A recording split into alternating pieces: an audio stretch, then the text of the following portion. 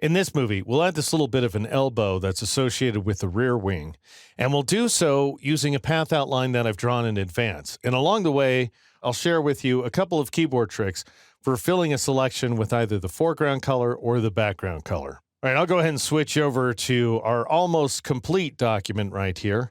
And while you could just go ahead and draw that elbow using the brush tool, I realize not everybody's an artist. And besides, this gives me a chance to share with you yet another technique. So I'll go up to the window menu and choose the Paths command in order to switch to the Paths panel. And you can see that we have a path outline called elbow. Just go ahead and click on it to make it active. And I'll zoom in on the path outline as well. And I drew this outline incidentally using the pen tool, to which I'll devote an entire chapter in my mastery course. At this point, what we need to do is convert this path to a selection outline, and you do that by clicking on the flyout menu icon in the top right corner of the Paths panel, and then you choose Make Selection, and all the default settings are just fine, but you do want to confirm that feather radius is set to 0 pixels, otherwise we'll get a blurry selection. You want anti-alias to be turned on. I'll explain more about what that means when we talk about selection outlines in a future chapter. And then you want a new selection as well. So assuming that all your options are the same as mine, go ahead and click on the OK button in order to generate that selection outline and deselect the path. Now you can click on the Layers tab to switch back to the Layers panel. And we might as well click on the B&W layer right there in order to select it and create a new layer in front of it, this time from the keyboard by pressing Control-Shift-N. That's Command-Shift-N on the Mac. And let's just go ahead and call this guy Rear Wing, even though it's sitting at the top of the stack, and click OK. Now I want to fill the selection with black, and you can see that black is my background color right here. So what I would do is go up to the Edit menu and choose the Fill command. And then instead of contents being set to content aware, you would either want to set it to background color or to black. Either one's going to work out just fine. I'll go ahead and select background color and then make sure mode is set to normal, opacity 100%, and preserve transparency is turned off, at which point go ahead and click OK to fill that selection with black like so, and the deed is done. However, there's an easier way to work if you're so inclined. I'm going to go ahead and press Control-Z or Command-Z on the Mac in order to undo that change. And up here in the color panel, in the upper right corner of the screen, I'm going to change the foreground color to bright red, or really any color is going to do. I just want to make sure I'll be able to see this foreground color against the white background.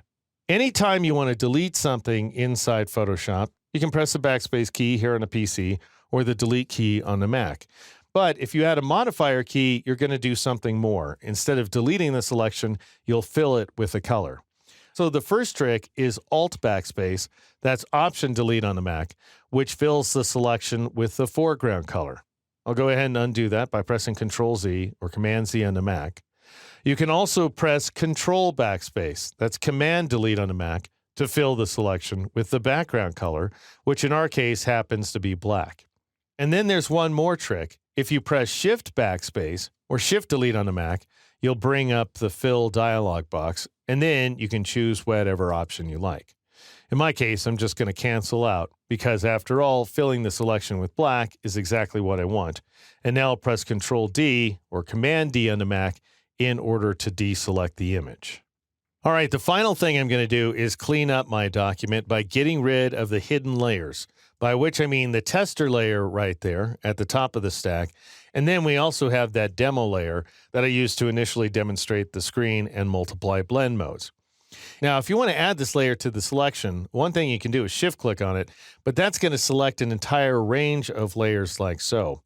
What if you want to select two layers that are far apart from each other? Well, then you could click on one and then go to the other one and press the Control key or the Command key on the Mac and click on an empty portion of the layer. That's very important. Don't click on the thumbnail, and you will add that non-adjacent layer to the selection. And just so you can see what I'm talking about, I'll scroll back up and you can see the tester layer is still active. All right, I'm going to reduce the size of my layers just so I can see things a little better. And I'm going to do that by clicking on a little flyout menu icon in the upper right corner of the panel, and I'll choose Panel Options. And then I'll go ahead and select the medium thumbnail, and let's see how that works.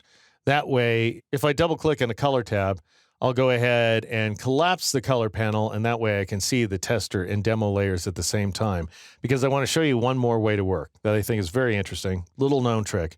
I'll go ahead and select some totally different layer like light contrast here. You first want to switch to the Move tool, which again you can get by pressing the V key. And then you want to right-click inside the image on the layer that you want to select. So this is not going to work, by the way, for these hidden layers, but it would work for one of the others.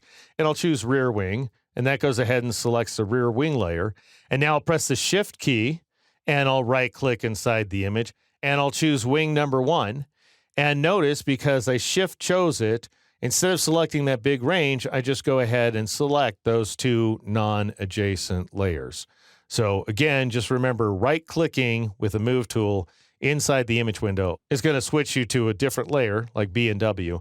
And if you press the Shift key before right-clicking and then go ahead and choose a different non-adjacent layer, you'll add that to the selection as well.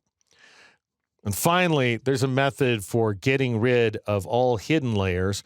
And to do that, you once again go up to that flyout menu icon in the top right corner of the Layers panel, and you just choose Delete Hidden Layers. And just to be sure, Photoshop displays an alert message, at which point you go ahead and click the Yes button in order to delete those two hidden layers. And then finally, I'm going to scroll back down to the background and click on it to select it. And that just ensures that I don't mess up any of the layers that I've spent so much time on inside of this composition. All right, I'm going to go ahead and press Shift F in order to switch to the full screen mode.